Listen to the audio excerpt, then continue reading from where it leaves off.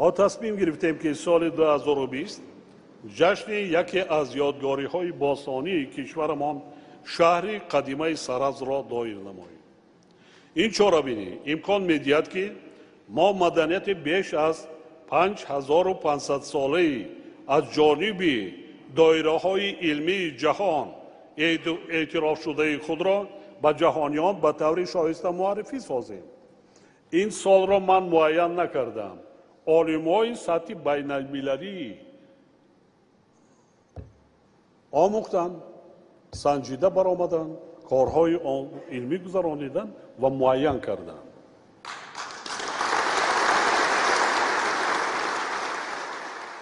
این سخنان اساسگذار صلح و وحدت ملی پیشوای ملت پرزیدنت جمهوری تاجیکستان محترم امام‌الرحمن با عالم شناخته شادروان عبدالله جان اسحاقوی نیز دخل دارد. همان عبدالله جان اسحاقوی که نام و نسبش به معرفی ضرورت ندارد. انسانی که تاریخ سرزم باستان و چندین یادگاری‌های دیگری نادری حدود شهر دیهات پنجگین را به عالمیان معرفی نمود. شخصیتی که هر پاره کلوخ و سنگ زمین نیاگانمان را به سخن درآورد و نهایت اثبات ساخت که اجدادان ما کشاورز و هنرمند و شهرساز و صاحب تمدن بودند و این همه را با دلیل‌های ردناپذیر اثبات نمودن زحمتی بود دندانشکن، ولی افتخار بود و هست بحث ناپذیر. کاش که موردی میشد ما همین با تماشابینان محترم پیش از ما به هموطنان عزیز آن چیزی که در خزینه من هست، خزینه مرکزی باستانشناسی هست، همین خیلی که سلسله گفتیم یک سلسله ما زیادی کرده ایستاده در طول یک سال است یا اینکه نیم سال است پره نشان داده توانیم.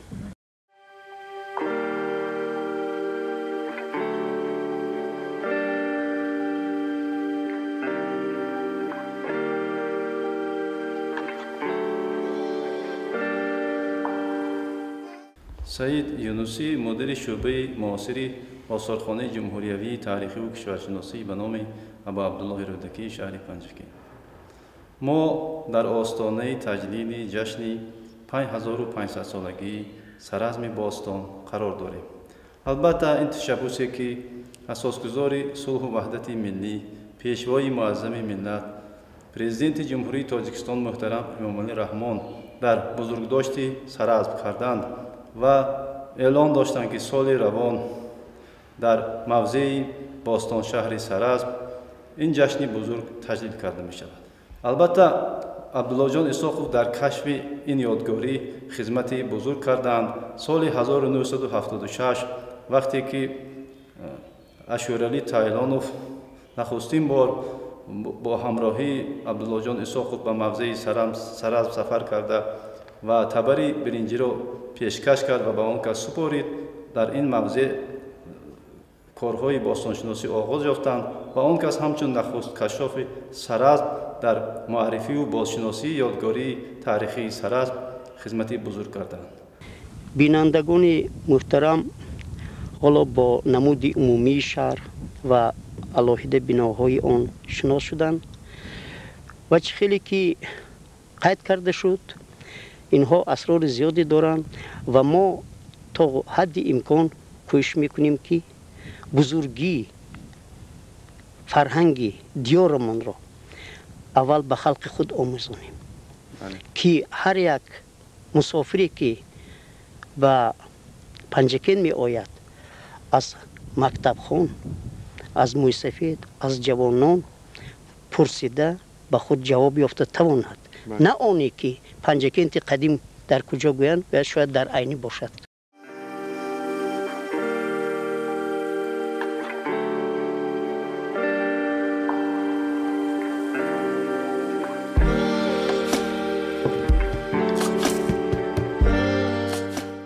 من فکر میکنم امروز روح شادروان نخست محقق شهر قدیمه سرزم عبدالله جان اسحاقوف شاد است، زیرا که خیلی که میبینیم با تجلیل 5500 سالگی شهر قدیمه سرزم روزهای به شمار ماندم و یگانه آرزوشان بود که ҳамин ёдгорӣ рӯзе расад ки ҷашн гардад ва дар файзу фазои истиқлолияти кишвар соли 2001 мамнӯъгоҳи таърихи бостоншиносӣ эълон гардид шаҳри қадимаи Сараз. ҷаноби олӣ пешвои миллат, асосгузори сулҳу ваҳдати миллӣ, президенти ҷумҳурии Тоҷикистон шахсан 2 маротиба солҳои 2003 ва 2005 ба ин ёдгорӣ ташриф оварданд. бо ташаббуси пешвои миллат атрофи ёдгорӣ панҷарадевор карда шуд ва 5 мавзеи он болопӯш гардид ва соли 2010 ёдгории Саразм ба феҳрасти фарҳанги умумибашарии ЮНЕСКО шомил гардид. умуман гирем агар саҳми Абдуллоҷон Исоқов ба ҳайси нахусткашоф, нахустмуҳаққиқи ёдгорӣ дар таъсис додани толори Саразми осорхона низ хеле назаррас аст. солҳои 90-93 маҳз бо ташаббуси он кас дар осорхона толори Саразм аз ҳисоби бозёфтҳои нодиртарини ёдгорӣ ташкил карда шуд. Абдуллоҷон Исоқов бо осорхона ҳамкории хеле зич доштанд. аъзои шӯрои илмии осорхона, аъзои комиссияи ҷамъоварӣ ва хариди экспонатҳо буданд. ҳамарӯза ба мо маслиҳатҳои муфид медоданд.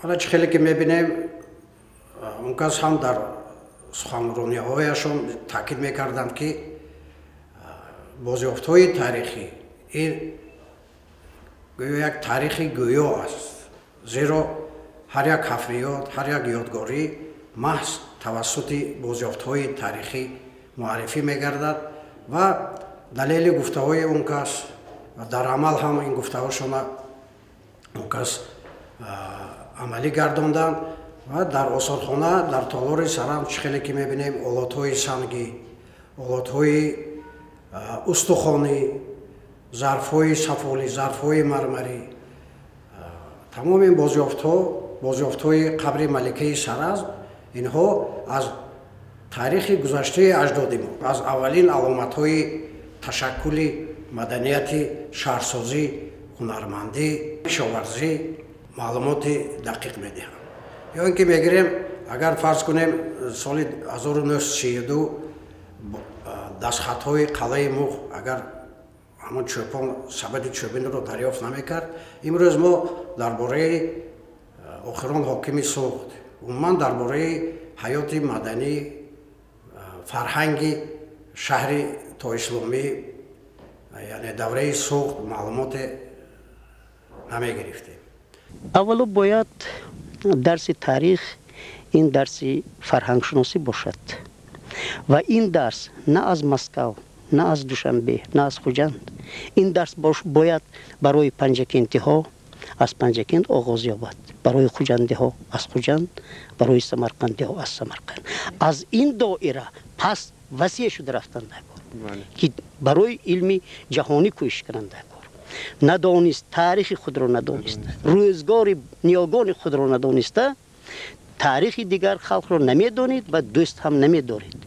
бинобар ҳамин ман мегуфтам ки акнун афсӯс ки агар имконият бошад ман метавонистам вақт пайдо мекардам дар тамоми мактабҳои ноҳия аз синфҳои 8 боло ҳеҷ набошад 2 соат 2 дарс фарҳанги Панҷакент мегузаштам. имрӯз вақт тамом шуд ки программаи мактаби моро дар Москав тасдиқ мекунанду ба чорчӯбаи қолаб андохта мегӯянд ки дар Бадахшон ҳамин тавр омӯз, аз пояҳои Кремл сар кун. не, мо бояд аз пояҳои хонаи худ сар кунем. дар он сурат мо имрӯз ин хел бефарҳангии худро нишон намедодем. бинобар ҳамин соат ҳадди имконият бошад зиёдтар карда шавад. дар ин чиз хасисӣ кардан, дар дарси фарҳанг хасисӣ кардан, ин ریشه این تبر به ریشه تمدن، تبر به ریشه ملت زدن است.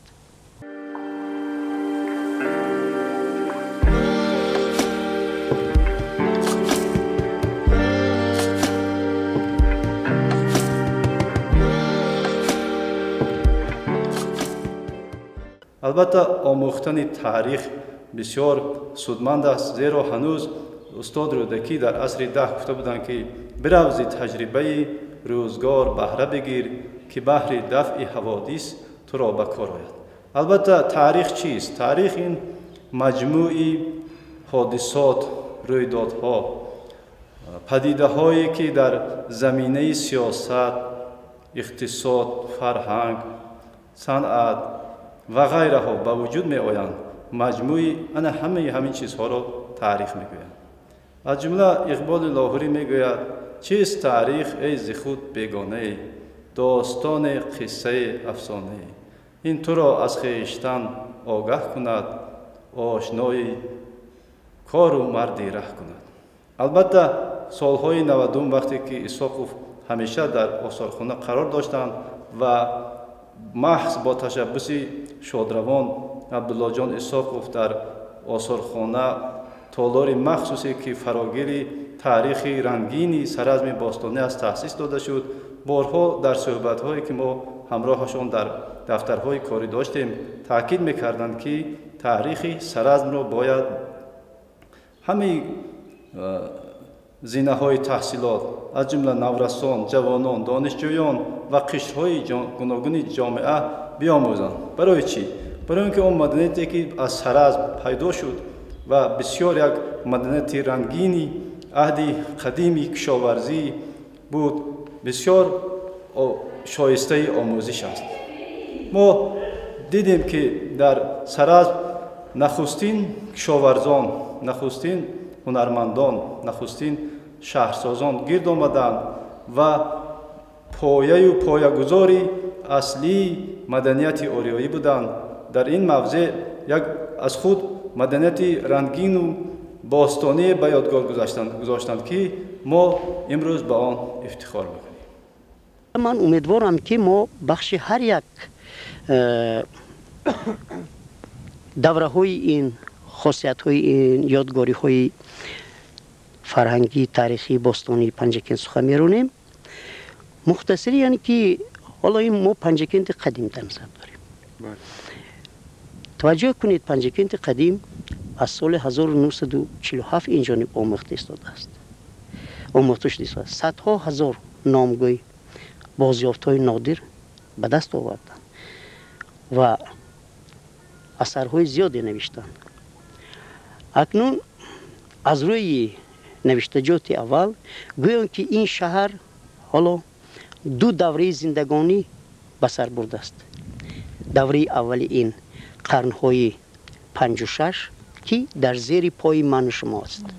آن بناهایی که حاضر ما میبینیم و عمومی دیدیم این به قرنهای 7 و 8 منسوب است و تقدیر این را عرب ها حل کردند که سال 720 بعد از خروج کردن مردم شهر به دیه های خود فرار کردند و آنها دیدند که دیوارنگارهای عالی جنابی مثلا خلاف دین اسلام، کندکاری های روی چوبی که امروز هر یک استای گلدست زمان هوس می کند و امکانیتی و اینطور آفریدن ندارد و نمی تواند و دیگر نمودهای صنعت، بازارهای هنرمندی، دکانها پر از مواد غذایی و خوراکوه و دیگر چیزها، شاهی های دست بافی که سغدیان می کردند و در راه ابریشم می استاد این شهر، این همه این بررسی شده. اکنون میدونید خیلی دشوار من میگفتم که ما در برنامه های آینده ما به هر یک طور پررگی با نشانداد آن چیزها از روی امکان، بله در آخر من علاوه کرده میتونم که ما امکانیت داریم به همدیاران خود تمام بزرگی نیاگانمان را نشان دهیم، تمام بزرگی را که زندگی ما زینه به زینه زیاده از 6000 سال وجود دارد. حالا در این سلسله ما سیمای شهر پنجکند میتواند با بسیار مرکزهای سیمای ولایت و جمهوری رقابت کنیم و آنها شاید کوشش میکنیم که از ما بعضی چیزها التماس کرده برای ولایت و جمهوری نشان دهند.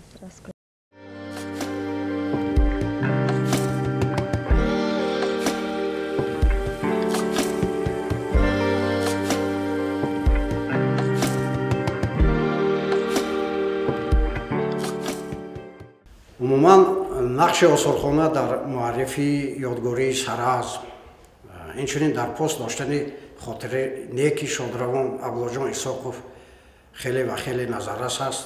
ما همه ساله طبق نقشه چاره‌بینی های تحریزی گردیده بخشیده به جشنواره سرازم سلسله چاره‌بینی ها از قبیل کنفرانس ها، صحبت ها، میزهای مدور با خوری با باستانشناسان برگزار می‌نماییم. اینچنین همه ساله 20 اپریل در روز مولود شادروان عبدالله اسحاقوف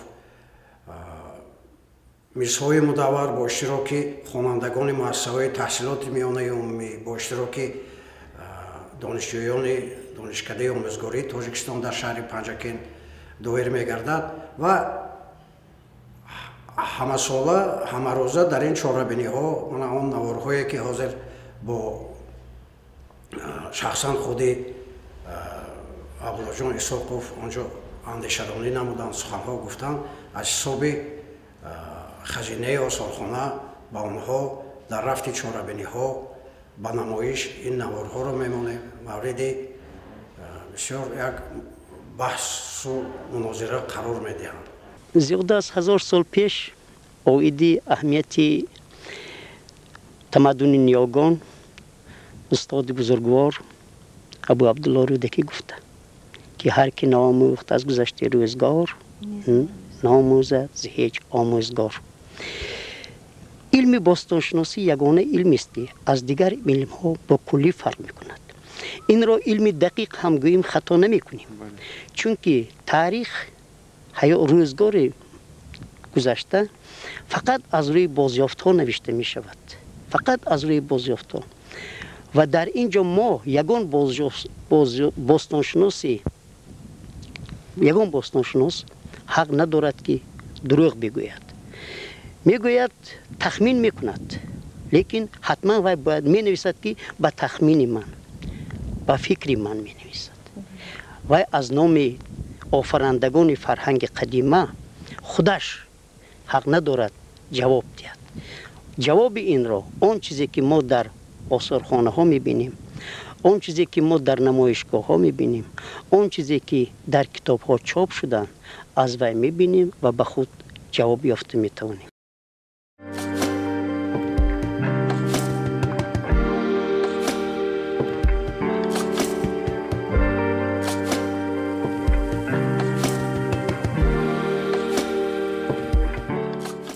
در اینجا باید گفت که استفاده از فرصت نقش تلویزیون محلی سیما نیز در معرفی سرازم در پاس داشتن خاطره نیکی عبدالله اسحاقوف خیلی و خیلی بلند است. بنابراین ما از نام ماموریت آثارخانه، کارمندان آثارخانه به ماموریت تلویزیون محلی سیما که با آثارخانه همکاری مستحکم دارند عرض سپاس می‌نمایم. می‌بینید اگر دقت کرده باشید از آغاز سخن من یک کمی قامت من راست گشت و شکر کردم که امروز موردی پیدا شد و من امکانیتی در اظهار درد دل دارم.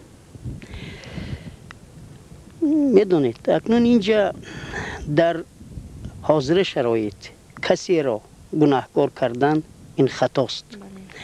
اولا از سال 47 این جانب اگر ما هر یک خانه ای که از زیر زمین آزاد میکردیم میکشادیم، سال دیگر وی خانه ها ترمیم میشدن و آن استاخانه ظرفپزی و ظرفسازی که پیدا کردیم نقشی همون در همون جای دریافت شده ساخته میشد، امروز مردم پنجکین بهترین مزدارای بهترین آثارخانه و ممنونگاه جهانی میگشت. اکنون نمیدونم چی گناه داشت اجدادان ما در نزد نسل معاصر، لیکن از روی فهمیش هر کی به هر کجا سفر میکند آهسته به نزد من میباید یگان تحفه داری.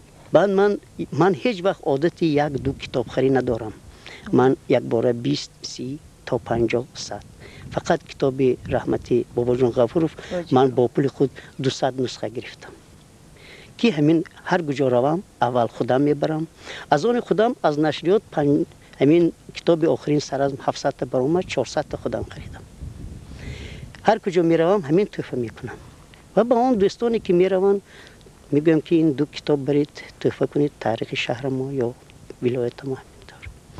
لیکن اگر امکانیت پیدا میکردیم و ما در همینجا یک نشریه پیدا میکردیم، یک چاپ میشد که ما میتوانستیم خودمون چاپ کنیم، چون که پنجکین یکی از مرکزهای کادرهای همه طرفه هست.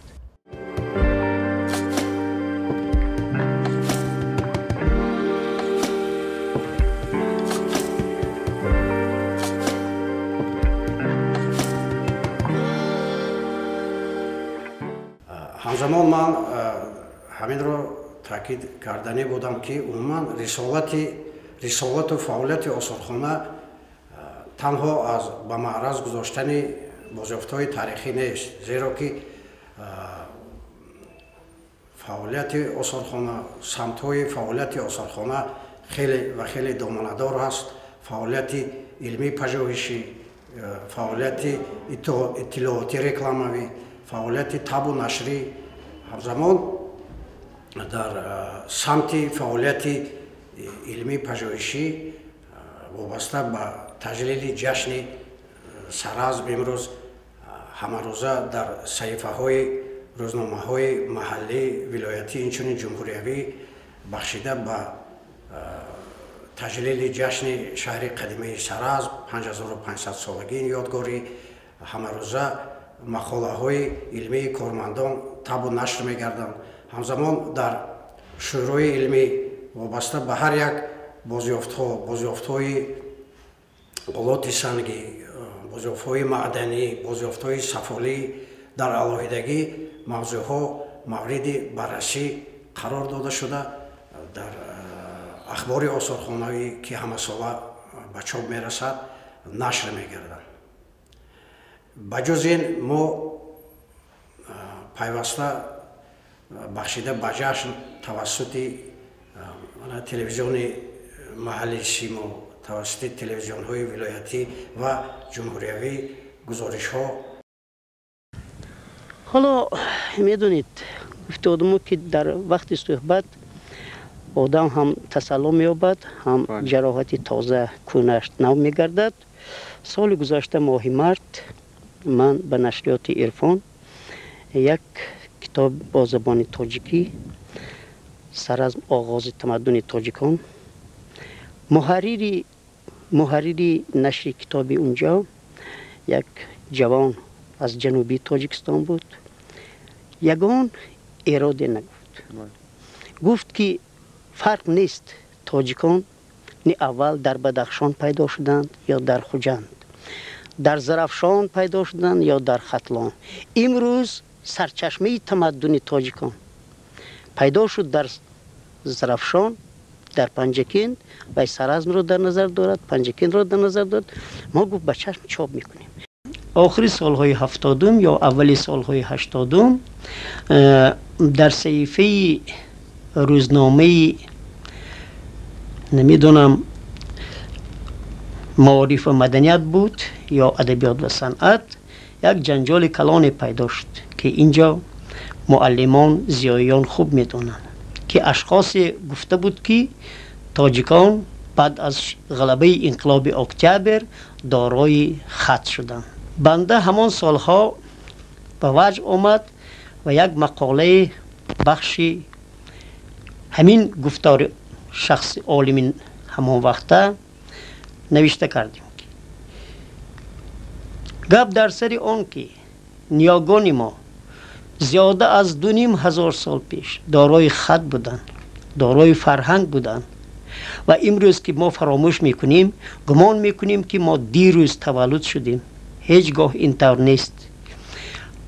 در همان سبتی که جور علی پیدا کرد و در نتیجه حفریات خطهای نادرترین سغدیان پیدا شد و از روی گفتی کل عالمان جهان این اولین خط سغدی بود که در مضافات سغد پیدا کردند و این مکتوب های حاکمان پنجکند به حاکم سمرقند و حاکمان دیگر مضافات برای یک جایه متحد شوی و پیشگیری راه اصطلاح بود. بزرگی پنجکند قدیم را تا به درجه شرح دهیم همه وقت کم است، چون که به اینجا این شهر با تمام بزرگیش کیها به عالمیان معلوم و مشهور و این شخصی که در اینجا در مابین چهارراهه پنجکند قدیم ایستادند، این کس سلسله بانو خانم همسر ابوالقاسم لاهوتی یک هفته در داخل خرابه های پنجکند بودند و برای شاهنامه فردوسی ترجمه آن از همین جا متریال به خود گرفتند. کی هاست که این صحنه، این دیوارنگار از طرف دانشمندان شاهنامه بزرگ اثبات کرده شده است که فردوسی بزرگ داستان هفتخان رستم را از ایجادیات دهنکی از داستان سراهای توران زمین مردم آسیای میانه گرفت. باز یک چیز را بگویم که توران ملک وسیع است، اما این هفتخان در دیوار پنجکند قدیم تصویر یافته. امروز اگر هم تو باشد، پس ما گفته میتوانیم که این ایجادیات اولا مردم پنجکند است و ثانیاً مردم وادی زرافشان است که به تمام شرق مشهور شد و نهایت بعد از امکانیت پیدا شدن در ایجادیات دقیقی و فردوسی و دیگرها. حالا در استاد رودکی ما نام رستم داستان را میبینیم. شخصی که بیواسطه با حفریات شغل دارد هر یک خشت آن را میآموزد و هر یک خشت آن برای وی معجزه است، تومار است که اگر امکانیت می داشت همراه خود گرفته می کرد، چون که در هر پی هر یک غشت روی غشت ها اندابه ها پی پنجه نیاگان هستند. لیکن بزرگی صنعت معماران ما در آنجا بودند که در آنجاست که شهر را طرز جای به جای کردند. بناهای شهر را، معبدها علاهده در میدان با میدان وسیع، تالار ثروتمندان، دهقانان، زمینداران علاهده، با رسته های دکان سوداگران و بازارگان های و هنرمندان علاهده، بازارهای جمعی عمومی علاهده. و خلاصه آنها چطور به پلان در آوردن و در چه خیل مصلحت کرده هم فکری پیدا کردن که این شهر را بنا کنند.